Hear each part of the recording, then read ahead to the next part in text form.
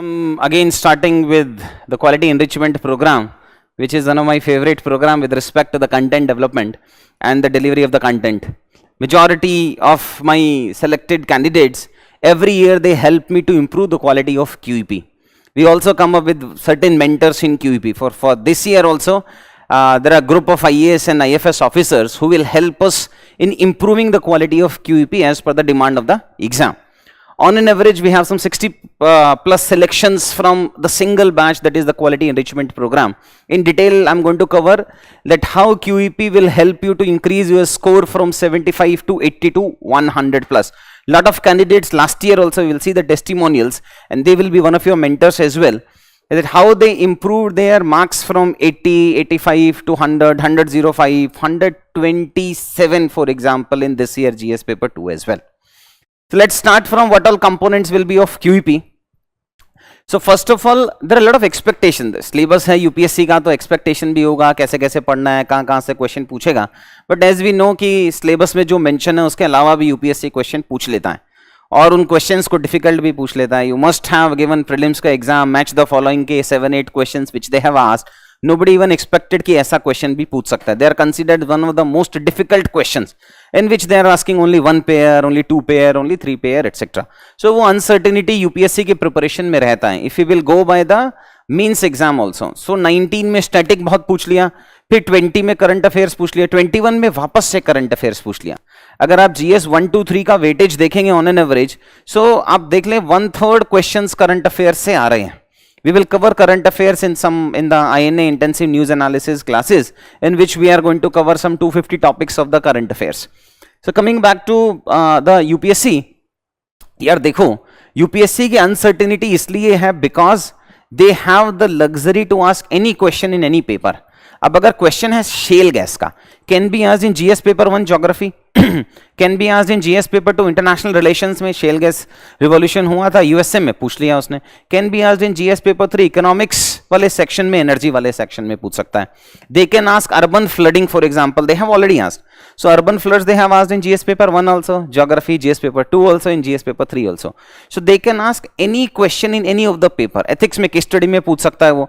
So if UPSC is not artificially compartmentalizing these syllabus, why should at the student level? अपने लिए तो सबसे अच्छा क्या है, एक 100 पेज के हैंडआउट मिल जाएं और उन्हीं हैंडआउट को जीएस पेपर 1 में यूज कर लेंगे, 2 में कर लेंगे, 3 में कर लेंगे, 4 कर लेंगे, बिकॉज सबका इवेल्युएटर अलग होने वाला है. अगर आपने इंडिया की HDI रैंकिंग लिखनी है, आप GS 1 में सोसाइटी में लिख लेंगे किसी क्वेश्चन में, GS 2 में भी लिख सकते हैं, 3 में भी लिख सकते हैं, 4 में भी लिख सकते हैं. So what exactly you need is, you need some good facts related to all these topics, some keywords related to all these topics. देखो यूपीएससी भी इवॉल्व हो रहा है. सो पहले अगर इफ यू विल आस्क में 2014, 15, 16, तब कीवर्ड्स का सिग्निफिकेंस नहीं था. Nobody was interested in agripreneur, agricultural and entrepreneur को मर्ज करके.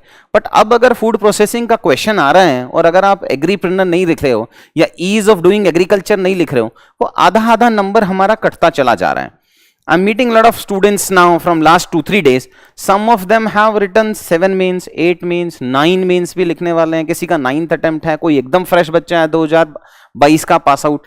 The distinction between all this thing is, UPSC अभी एक लेवल पे चल रहा है कि उसको कुछ कीवर्ड्स चाहिए, उसको कुछ केस स्टडीज चाहिए, उसको माइक्रो डायग्राम्स चाहिए, उसको अच्छा फ्यूचरिस्टिक विजनरी वे फॉरवर्ड चाहिए, उसको इंट्रोडक्शन डिफरेंट टाइप्स का चाहिए. अब वो आपका मर्जी है, whether you can have your own notes जहाँ से करेंगे या आउटसोर्स कर देंगे. people like me, there are a lot of other faculties also who can help you out. My focus will be that you have to include all these components in your answers. Keyword लिखना ही लिखना है. I will discuss at the later stage with the answer copies of some of the candidates who actually cleared in the first exam. I should not compare, but let's compare. Simikaran, first attempt, 22 years, same year pass out, cleared with rank 31. Let's take this year example. Namrata is a kid. She cleared in I think 3rd or 4th attempt. वो भी IIT के बच्चे हैं, वो भी IIT के बच्चे हैं. डिफरेंस क्या रहा होगा, गाइडेंस का डिफरेंस रह गया होगा, मतलब कीवर्ड्स अच्छे से यूज नहीं किया होगा. उनकी कॉपी दिखाऊंगा. नम्रता got 2nd or 3rd highest in GS this year. She got 107 in GS paper 3. We'll have a session with Namrata also कि which all things which she added. उनकी कुछ आंसर कॉपीज हैं मेरे पास जो हम सेशंस में include करते चले जाएंगे कैसे कैसे करना है. बट देखो ये पक्का है कि हमें कीवर्ड्स यूज करने हैं. ये पक्का है कि हमें फैक्ट्स यूज करने हैं, ये पक्का है कि हम आर्टिफिशियली कंपार्टमेंटलाइज नहीं कर सकते हैं सिलेबस को.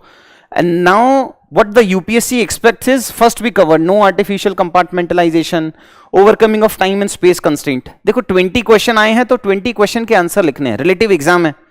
As an evaluator who comes and visits and stays in UPSC guest house, उसको तो वही 20 आंसर से मतलब है. पर्सनली तो जानता नहीं है वो आपको और मेरे को, तो उसको अगर अच्छे आंसर मिलेंगे तो मार्क्स देगा, नहीं मिलेंगे तो नहीं देगा.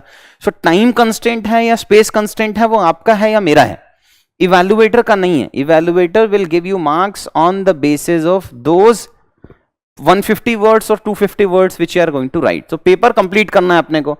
अब कंप्लीट कब होगा, जो ब्रॉड स्ट्रक्चर पता होगा अपने को कि जैसे ही क्वेश्चन आएगा इंट्रोडक्शन ऐसा ऐसा सा लिखना है, बॉडी में ये मल्टीपल डायमेंशंस जनरेट कर लेने हैं फटाफट, ये गवर्नमेंट स्कीम्स लिख देनी है, ये कीवर्ड्स डाल देना है, ये फैक्ट डाल देना है, वे फॉरवर्ड डाल देना है, नेक्स्ट क्वेश्चन पे चले जाना है. Clear understanding of different parts of the questions, ये भी बहुत मेजर होता है.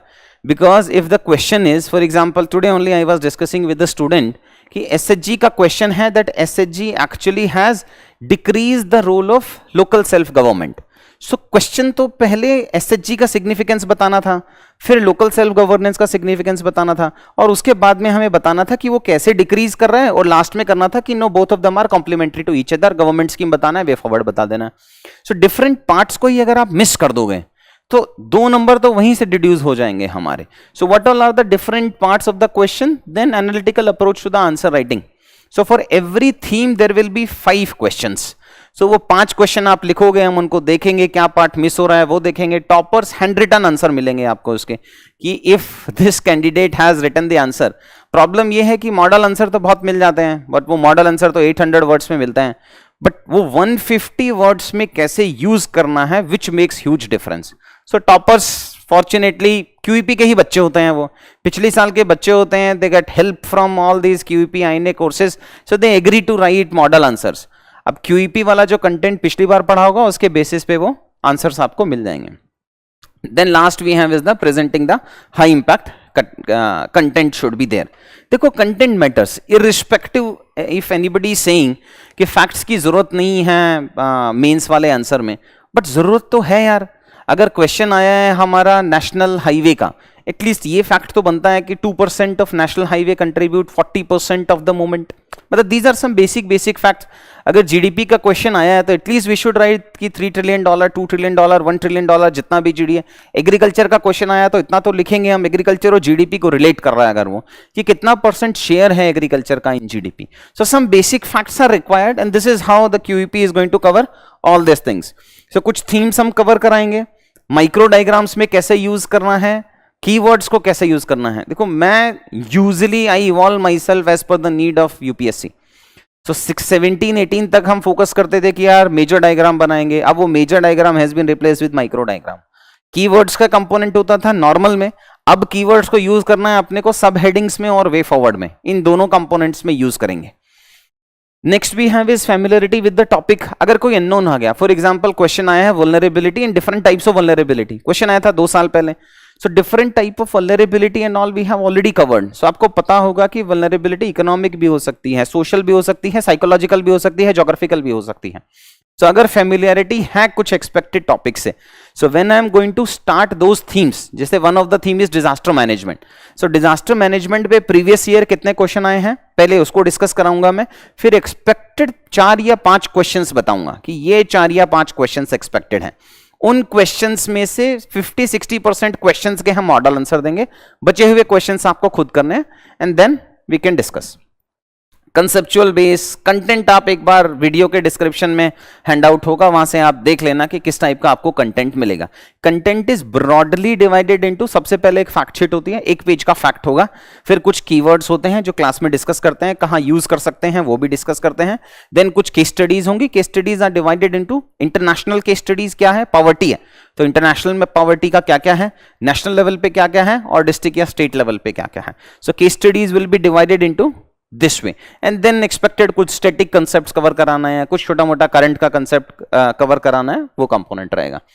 Then this is how some examples where UPSC should ask this question here but they have asked somewhere else. जैसे CPEC है यार, China Pakistan economic corridor, one belt one road initiative. International relation में पूछना चाहिए GS2 में, but उन्होंने पूछा हुआ है GS3 के अंदर. UPSC kingdom, UPSC rule. NITI Aayog का पूछा है वाली प्लानिंग कमीशन, वो भी GS2 में पूछना चाहिए इंस्टीट्यूशंस में, वो भी GS3 में पूछा हुआ है। एंड IRNSS का क्वेश्चन GS3 में पूछना चाहिए साइंस एंड टेक में, वो GS1 में पूछ लिया इन्होंने।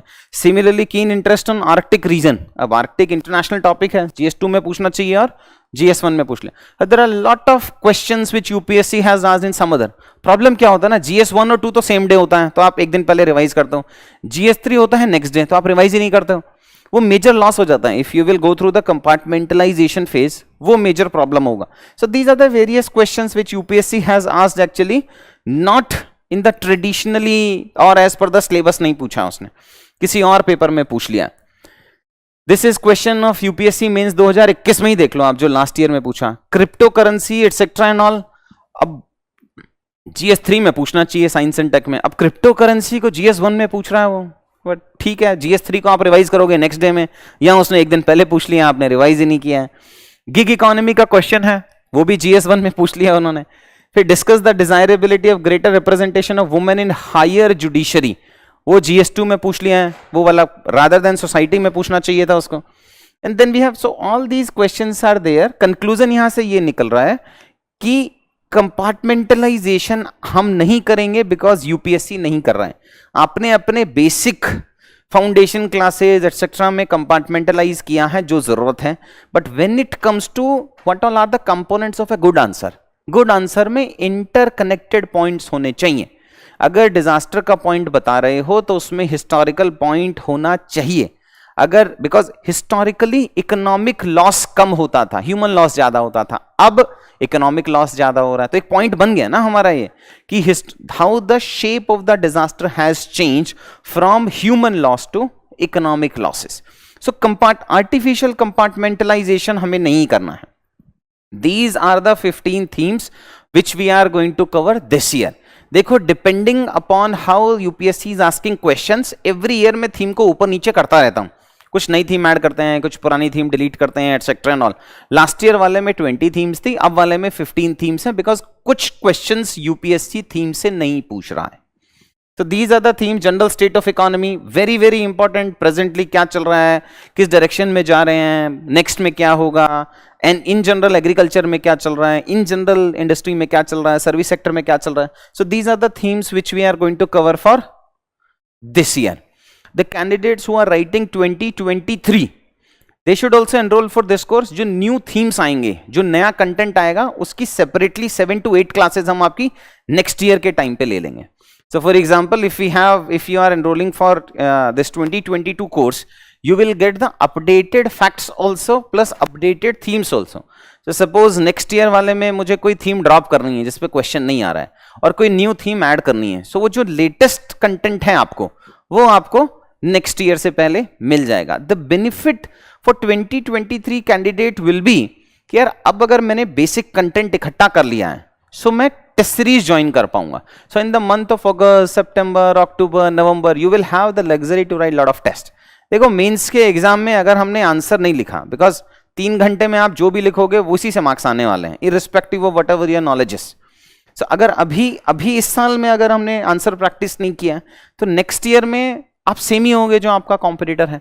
सो the only edge that we have is next 4-5 months, even if you are writing 2023। ये काफी बच्चे हैं बॉर्डर लाइन में आ रहे हैं, सर 75 मार्क्स आ रहा है, 80 मार्क्स आ रहा है, 85। अरे यार, या तो यूपीएससी की प्रिपरेशन छोड़ के जा रहे हो, तब तो अलग बात है। अगर नहीं जा रहे हो, so this is actually the competition is, if you are going to waste your next 3-4-5 months, तो next year again we will be in the same वो, बिकॉज फिर प्री को ओवर एम्फेसाइज करोगे, फिर नवंबर दिसंबर से प्री पढ़ने लग जाओगे, और फिर वापस से जून के मंथ में आओगे, फिर कहोगे सर अब मेंस। तो the extra time which we have, उसको यूज करना सीखना पड़ेगा यार।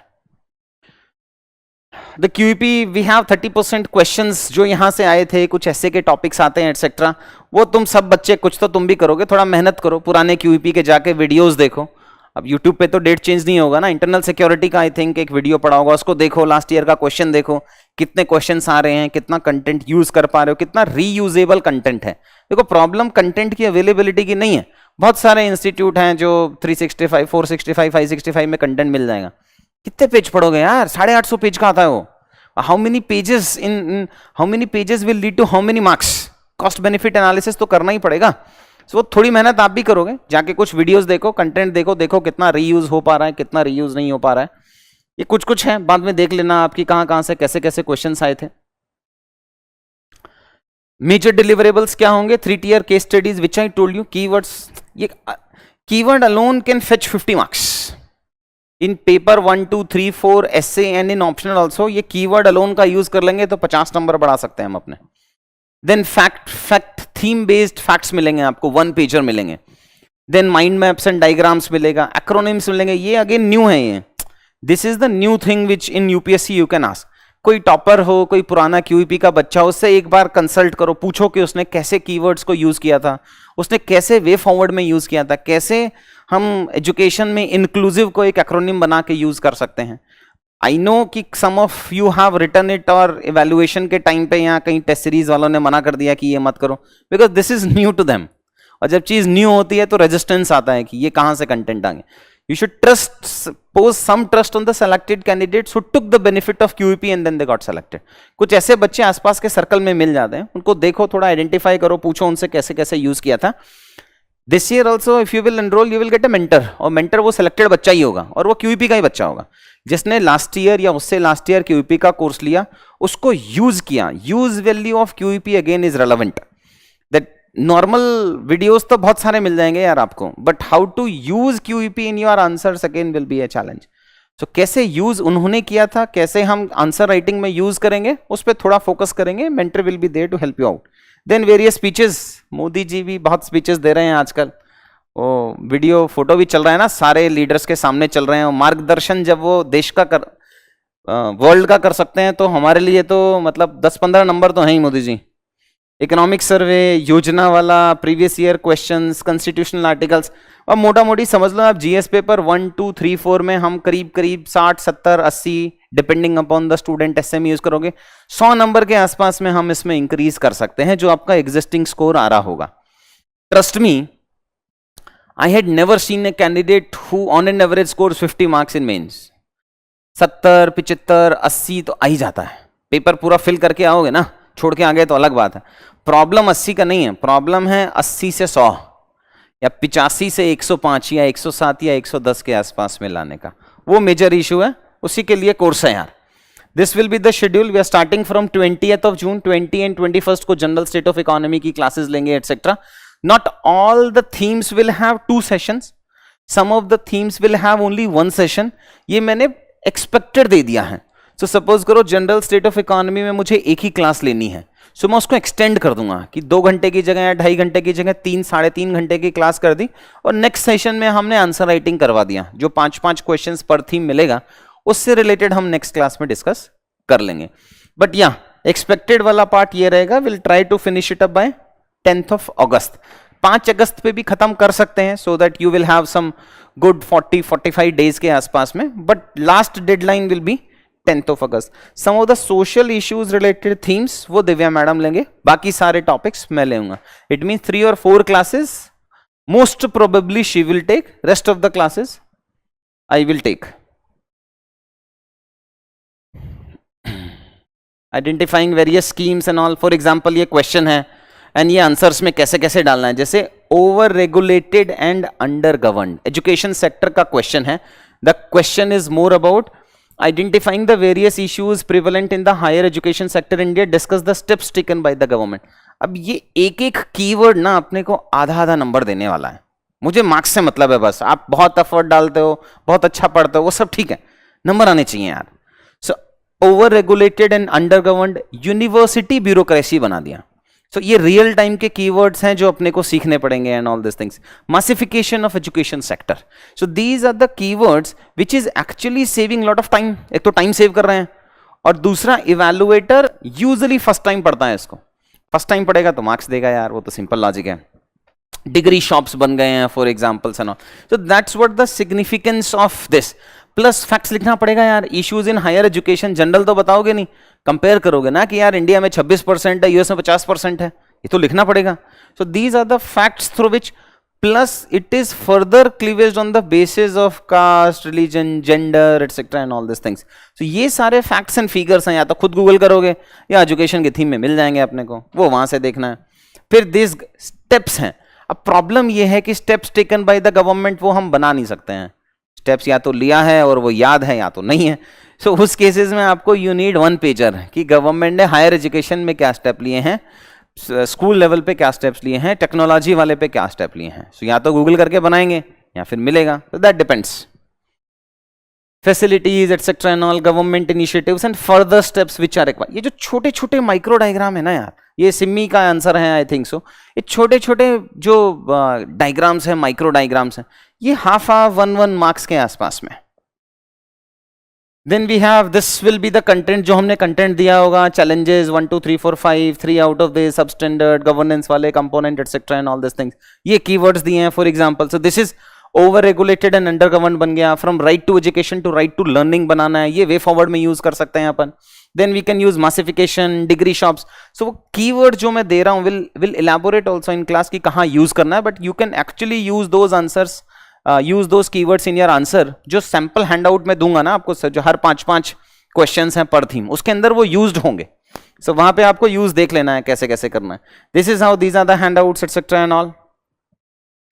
ये केस स्टडीज हैं, कहाँ पे लोकल केस स्टडी क्या है एटसेट्रा, एजुकेशन से पोटा के बिन्स वाला स्कूल इंटीग्रेशन प्रोग्राम राजस्थान में हो रहा है एंड ऑल। सो ये case studies etcetera right side box बना के डाल दिया, एग्जाम्पल बना के डाल दिया। ये आधा नंबर अपने को लेके आना पड़ेगा यार, ठीक है। ये तो अपने मोदी जी हैं, ये तो for me Modi ji is like a very good source for mains. इतने नंबर आते हैं ना मोदी जी के स्पीचेस से। अब Modi ji is equal to VP is equal to president, बराबर स्पीच चल रही है। मुझे लग रहा है सेम ही राइटर है, उनका भी कंटेंट राइटर, सब सेम टीम में चल रहा है आजकल, सब में सेम ही लेवल पे कंटेंट मिल रहा है अपने को।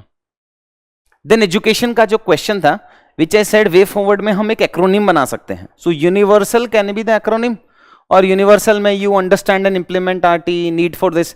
सो जो वे फॉरवर्ड वाला पॉइंट है ना, which initially in the first part of the video I told you कि इट मैटर्स अ लॉट, वो यहां से कुछ ये नया है।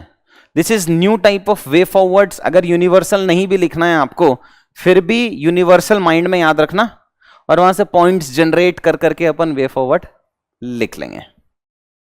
Then we have I got some queries also from the students जो 20 के हैं, 21 के हैं एटसेट्रा, कि सर 22 का QEP ज्वाइन करना है नहीं करना है, क्या न्यू अपडेट है। So these are the things, new things which we are going.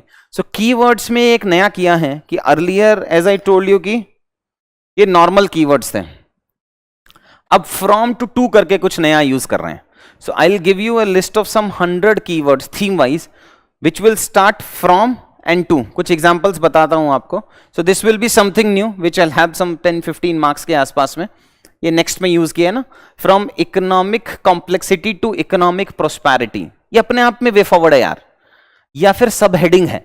सो जो सब हेडिंग्स डालनी है हमें पॉइंट्स में, या फिर वे फॉरवर्ड डालना है, वो हमें यहां से मिल जाएगा। From committee based allotment to competition based allotment, ये मोदी जी है मेरे लिए ना, मोदी जी का ही स्पीच से निकला है। सो ये आधा नंबर दे दिया मोदी जी ने तुम्हें। Whole of the government approach to whole of the country approach, ये भी मोदी जी का ही कीवर्ड है। सो फ्रॉम और टू वाला जो कीवर्ड्स है which we can use in way forward. Trust me बहुत इजी है। प्रॉब्लम क्या है ना कि वे फॉरवर्ड्स के अंदर क्या लिखना है वो पता नहीं, सारा तो आपने नॉलेज बॉडी में डाल दिया। तो वे फॉरवर्ड क्या लिखोगे, तो ये वाला यूज करेंगे। 6 या 7 questions in each paper we are going to use it. 6 number 6 number 6 number 18 number बढ़ रहे हैं अपने से। ऐसे में भी यूज करना है। देन 3 केस स्टडीज, हम कुछ नया जो केस स्टडीज आए हैं वो लेके आए हैं। देन एथिक्स वाला कंपोनेंट है। I will ask some of my students who are in services जो रियल टाइम में केस स्टडीज को रिजॉल्व कराएंगे। For example this is what the case is, because practicality चलता है। प्रॉब्लम क्या है ना कि अभी all these institutions we have exhausted all everything, कि जैसे ही आए तो वैल्यू सिस्टम पहले लिख दो, स्टेक होल्डर अप्रोच पहले लिख दो, कौन कौन से स्टेक होल्डर हैं। अब यूपीएससी भी तेज है यार, उसने अपने नए टाइप ऑफ क्वेश्चंस करना स्टार्ट कर दिए हैं। The answer which you are suppose to write वो तो क्वेश्चन में ही पूछ लेता है कि आप ये करोगे, ये करोगे, ये करोगे, जस्टिफाई करो उसको। तो अगर ब्यूरोक्रेटिक केस स्टडीज आएंगे which will help you a lot. So I will also ask some of the candidates who recently got Lamasna की training and some of them who are in services from last 8 to 10 years. For example, जो interview के time पे कराते हैं ना, कि in interview I asked some 2004-5 batch IAS officer, some 2011-12 batch and 2016-17 batch. So उनसे कुछ case studies कराएंगे etc and all. ज्योग्राफी की क्लासेस कराएंगे, ज्योग्राफी यूजली इग्नोर्ड रहता है, सो कुछ हैंडआउट देंगे और कुछ 2-3 क्लासेस कराएंगे किस टॉपिक्स पे चलना है, कुछ माइक्रो डायग्राम्स बनाएंगे theme based, I will give you a listing. Fortunately again lot of selected candidates, they help me, as I told you, in every year QEP. So one of the input which I received from one of the foreign services का बच्चा is कि he will give me the summary of all the themes which I shared. तो उसने अपने notes बनाए थे, उसने बोला सर मैं टाइप करके देता हूँ आपको. तो वो क्या करेंगे कि वो सारे जो हमारे QEP के थीम्स है उसके 2-2 पेजर नोट्स दे देगा और उसमें कुछ स्पेस छोड़ा होगा कि वहां पे आप वैल्यू ऐड कर सकते हो. तो आपको समरी वहां से मिल जाएगी. जैसे 80% QEP का कंटेंट होगा, 20% उन्होंने अपनी तरफ से वैल्यू ऐड किया होगा, 10-15% आप अपनी तरफ से वैल्यू ऐड कर लेना. सो ये यहां से मिलेगा. And critical analysis of important legislations and bill. Pre में भी बिल्स एंड लेजिस्लेशंस का वेटेज इंक्रीज हो गया और मेंस में भी इंक्रीज हो गया. प्लस लेटेस्ट स्टैटिस्टिक्स, कोविड के बाद तो बहुत कुछ चेंज हो गया. So these are the new keywords which I just told you. UPSC expectations and all this things, ठीक है यार, वो मतलब ओवरकमिंग करना ही है वो. Unless and until you have developed a way of writing answers generating dimensions in just 30 seconds, तो 7 या 8 मिनट में क्वेश्चन कंप्लीट नहीं हो सकता है. फिर 2 या 3 क्वेश्चन अपने को छोड़ना ही पड़ेगा. I will not go much detail into how breath will be there, depth will be there. Simple है, पिछले साल का इंटरनल सिक्योरिटी का वीडियो है, यूट्यूब पे जाओ, थोड़ी मेहनत करो, उसको देख लो. या कोऑपरेटिव फेडरलिज्म का होगा या गुड गवर्नेंस का होगा. काफी सारे वीडियोस आपको QEP के मिल जाएंगे. अगर आपको लगता है कि वो यूजफुल है तो एनरोल करेंगे, नहीं लगता है तो नहीं करेंगे. These are some of the selected candidates of previous year. Last year वाले भी काफी सारे, ये सब ये अलग अलग स्टोरी है. ये यूट्यूब पे जाओगे तो जाके स्टोरी पढ़ना इनकी. This for this year candidates who took QEP last year वाले पार्ट में, she got I think second highest और थर्ड हाईएस्ट इन GS. अच्छा बच्चा, इससे सेशन कराएंगे. आई will not share his story, he himself will share his story. First attempt became IAS, वो खुद से बताएंगे कि क्या हुआ था. ठीक है, आई थिंक दैट्स इट. 15 जून को मिलते हैं यार ओरिएंटेशन सेशन में. 20th से क्लास स्टार्ट है, 20 को मिलते हैं. Good luck.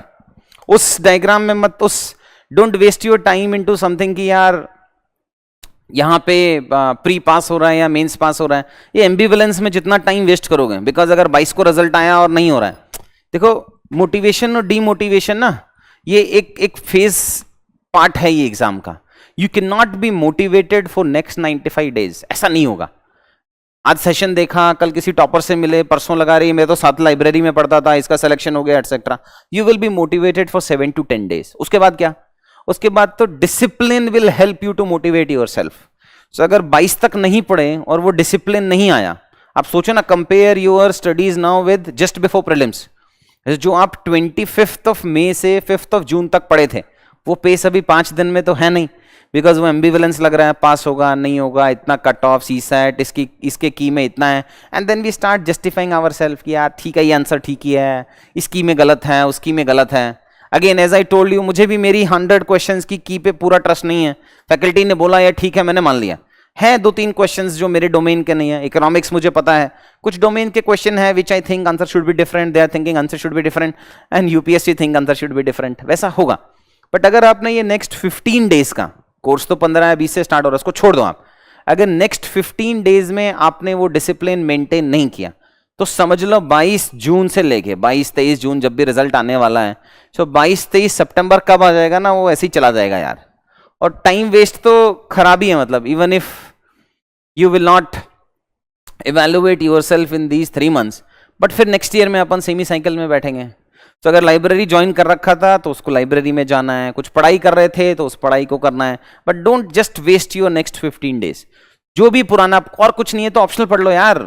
ऑप्शनल तो काम आएगा ही ना कभी ना कभी. एथिक्स पढ़ लो, एस्से पढ़ लो, कुछ और पढ़ लो. So whatever you have studied just finish it. मतलब वो फ्लो को ब्रेक मत करना. एक बार वो फ्लो ब्रेक हो जाता है तो फिर वापस से वो फ्लो लाने में बायोलॉजिकली भी 21 दिन लगते हैं. तो don't break that particular flow. 22-23 को देख लेंगे, जो भी रिजल्ट आना है, क्या ही हो जाएगा. साइकिल छोड़ के तो जाने वाले हो नहीं है, यहीं पे रहना है, फिर पढ़ना है. अच्छा है ना, हेड स्टार्ट ले लेंगे थोड़े दिन का. जो नया बच्चा आएगा उससे तो स्टार्ट कर लोगे ना आप पहले. सो अपने को 2, 4, 5, 6 महीने का हेड स्टार्ट मिल जाएगा. That will be a good thing. ठीक है, आज के लिए इतना ज्ञान बहुत है. बाय.